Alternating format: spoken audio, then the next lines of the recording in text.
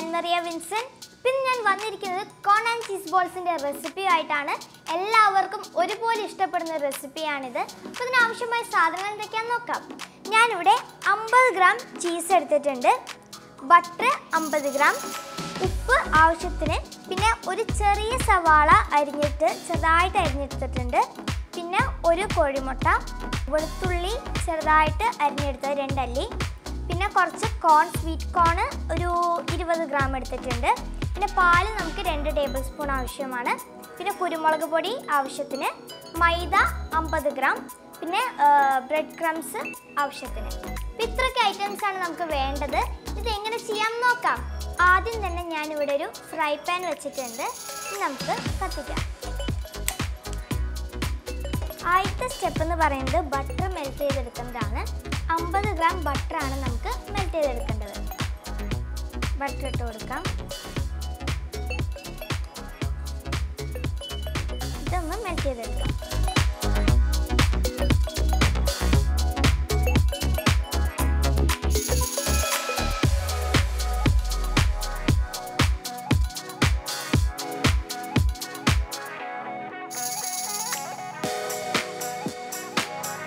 Butter നന്നായിട്ട് മെൽട്ടായിട്ട് വന്നിട്ടുണ്ട്. ഇനി നമുക്ക് ഇതിലേക്ക് സവാള ചെറുതായിട്ട് അരിഞ്ഞതും വെളുത്തുള്ളിയും ഇട്ട് കൊടുക്കാം. ഒരു ചെറിയ സവാളയാണ് ഞാനിവിടെ എടുത്തിട്ടുള്ളത്, പിന്നെ 2 അല്ലി വെളുത്തുള്ളി. നമുക്ക് നന്നായിട്ടൊന്ന് മിക്സ് ചെയ്തെടുക്കാം.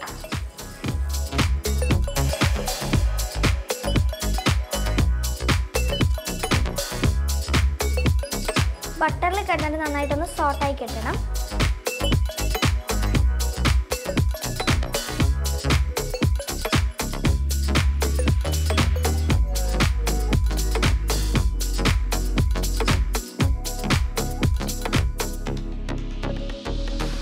നമുക്ക് ഇതിലേക്ക് മൈദ 50 ഗ്രാം ഇട്ട് കൊടുക്കാം.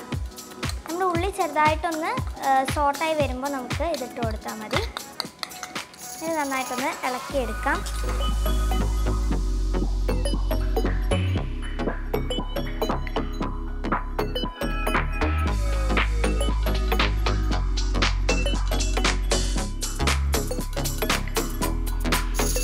നമുക്കിതിലേക്ക് ഉപ്പ് പാകത്തിനിട്ട് കൊടുക്കാം. കുരുമുളക് പൊടി ആവശ്യത്തിനിട്ട് കൊടുക്കാം.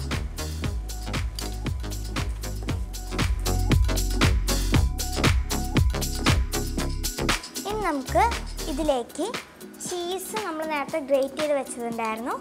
ഇതെല്ലാം നമ്മൾ ചെറിയ തീയിലിട്ടിട്ട് വേണം കേട്ടോ ചെയ്യാൻ. അപ്പോൾ ചീസ് ഗ്രേറ്റ് ചെയ്തത് നമുക്ക് ഇട്ട് കൊടുക്കാം. 50 ഗ്രാമാണ് ഇത് ഞാൻ ഇട്ട് കൊടുക്കുന്നത്.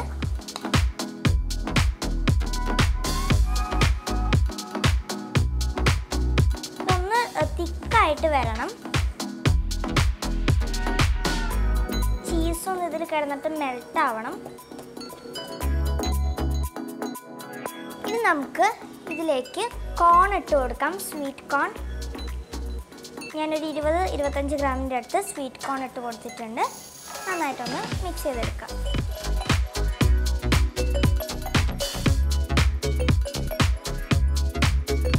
ഇനി നമുക്ക് ഫ്ലെയിം ഓഫ് ചെയ്യാം. ഇനി ഇതിലേക്ക് പാല് ഒരു 2 ടേബിൾ സ്പൂൺ ചേർത്ത് കൊടുക്കാം. എന്നിട്ട് നന്നായിട്ടൊന്ന് മിക്സ് ചെയ്തെടുക്കാം. ഇനി ഇതൊന്ന് തണുക്കണം. തണുത്തതിന് ശേഷം വേണം നമുക്കിതൊന്ന് ഉരുട്ടിയെടുക്കാൻ.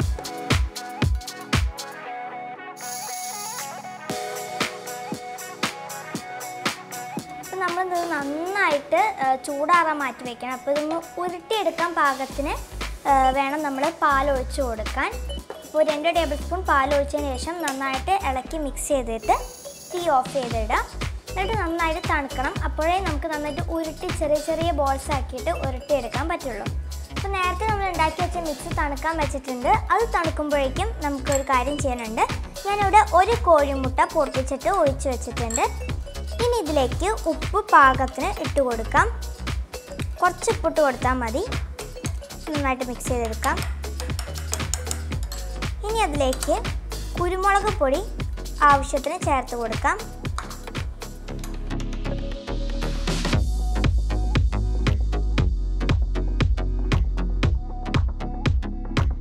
നമ്മൾ കുരുമുളക് പൊടി ഉപ്പിട്ടിട്ട് മുട്ട നന്നായിട്ട് മിക്സ് ചെയ്തെടുത്തിട്ടുണ്ട്.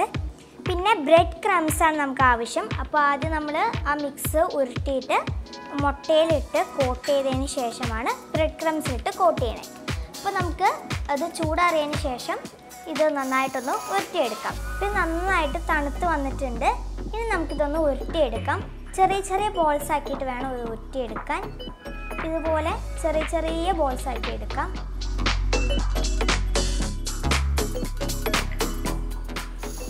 ഇതുപോലെ നമുക്ക് എല്ലാം ഒന്ന് ഉരുട്ടിയെടുക്കാം. അപ്പോൾ നമുക്കിതുപോലെ ചെറിയ ചെറിയ ഉരുളയാക്കിയിട്ട് മാറ്റി വയ്ക്കാം.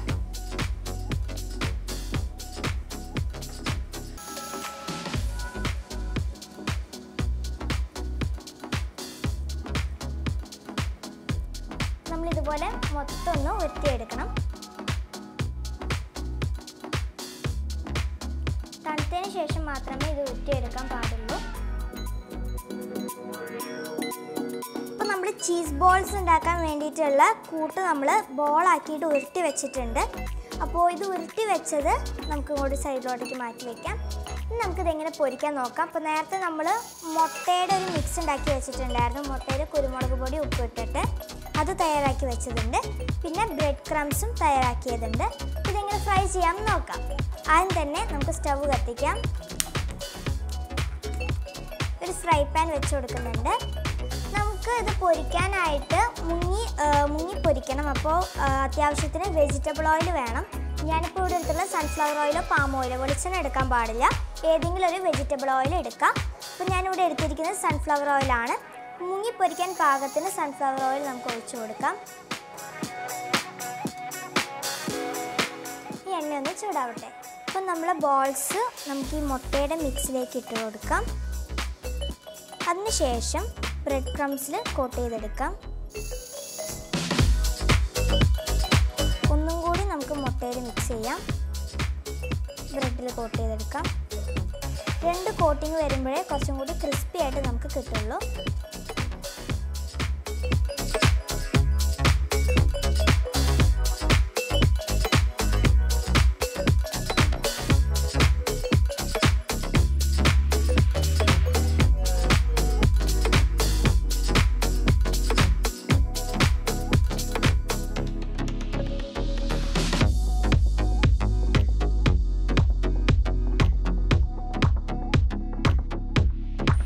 നമുക്ക് എണ്ണ ചൂടായിട്ടുണ്ട്. നമുക്കിത് പൊരിക്കാം. ഓരോന്നോരോന്നായിട്ട് ഇട്ട് കൊടുക്കാം. ഇത് പെട്ടെന്ന് തന്നെ മറിച്ചിടണം.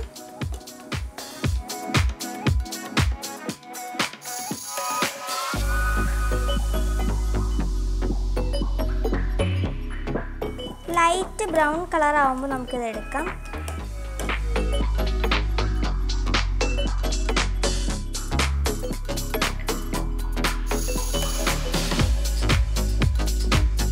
നമ്മുടെ ഏകദേശമായി വന്നിട്ടുണ്ട്. നന്നായിട്ട് ഇളക്കി കൊടുക്കണം, അല്ലെങ്കിൽ ഇത് കരിയും. അപ്പോൾ ഇത് നമ്മുടെ ആയി വന്നിട്ടുണ്ട്. ഇനി നമുക്ക് ഇതൊരു പാത്രത്തിലോട്ട് മാറ്റാം.